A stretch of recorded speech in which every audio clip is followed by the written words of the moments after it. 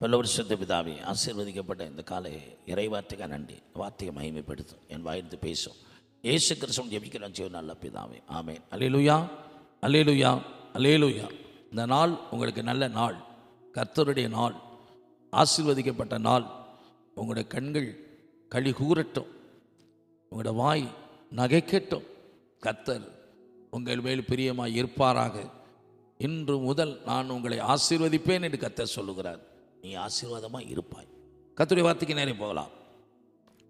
1 Samuel 17:45. அதற்கு தாவீது பெலிஸ்தியனை நோக்கி, நீ பட்டயத்தோடும் ஈட்டியோடும் கேடகத்தோடும் என்னிடத்தில் வருகிறாய், நானோ நீ நிந்தித்த இஸ்ரவேலுடைய இராணுவங்களின் தேவனாகிய சேனைகளுடைய கர்த்தரின் நாமத்திலே உன்னிடத்தில் வருகிறேன். அப்போ அவன் சொல்றான், கோலியாத்தை பார்த்து இஸ்ரேல் இராணுவங்க, அந்த அரசாண்ட சவுல் ராஜா எல்லாம் போய் பயந்து பதுங்கி கிடக்கிறாங்க.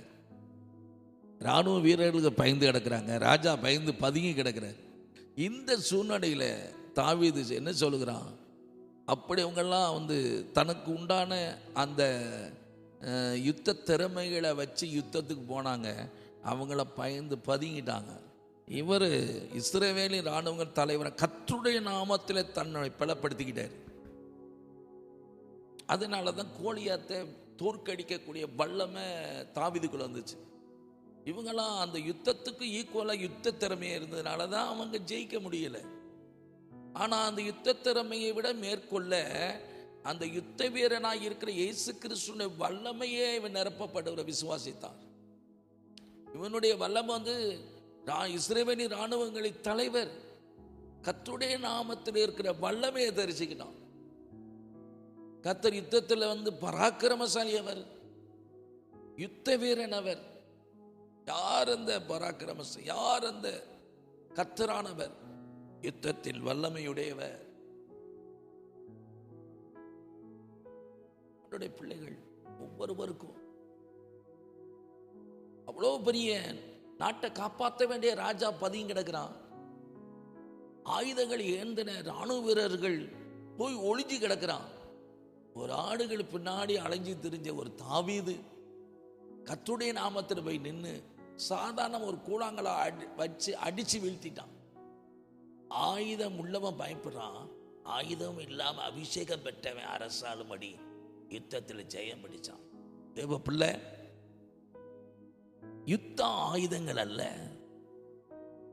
அறிவு திறமை அல்ல, தேவன் தந்த அபிஷேகமே இந்த உலகத்தையும் மாம்சம் பிசாசு ஜெயிக்க முடியுங்கிற நிரூபிச்சாரே தாவீது. கர்த்தருடைய நாமத்தில், கர்த்தராகிய இயேசு கிறிஸ்து நாமத்தில் இருக்கிற அந்த வல்லமை தான் இந்த உலகத்தை மாம்சத்தை பிசாசு ஜெயிக்க முடியும். நீங்கள் ஜெயிக்கணுமா? அந்த செய்தி கேட்குறது பிள்ளை.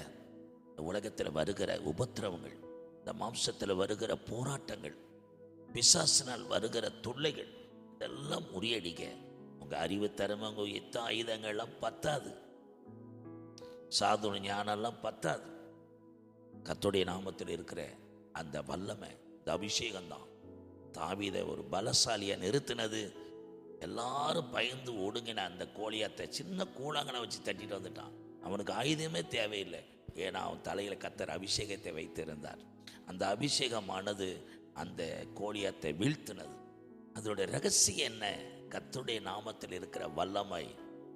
வானத்திலும் பூமியிலையும் சகல அதிகாரம் படித்த எலிசட அல்மைட்டி காட் ஆஃப் ஜீசஸ் உயிர்த்தந்த இயேசுவின் வல்லமை. மாம்சத்தோடு போராடாதீங்க, பரிசுத்த ஆவியில நிரம்பி ஜெபம் பண்ணுங்க. இரவும் பகலும் அந்த அரைக்காத பூட்டுங்க, ஆவியை நிரம்பி ஜெபிங்க. இன்று கர்த்தர் உங்களுக்கு ஒரு ரட்சணையினால், இது ஒரு வெற்றியினால், ஒரு விடுதலையினால் உங்களை பிரகடனப்படுத்துகிறேன். கர்த்தராகிய இயேசுவின் நாமத்தினாலே இந்த நாள் உங்களுக்கு மகிழ்ச்சி நாளை மாறுவதாக. இயேசு கிறிஸ்துவின் ஜெபிக்கிறோம் நல்ல பிதாவே, ஆமென்.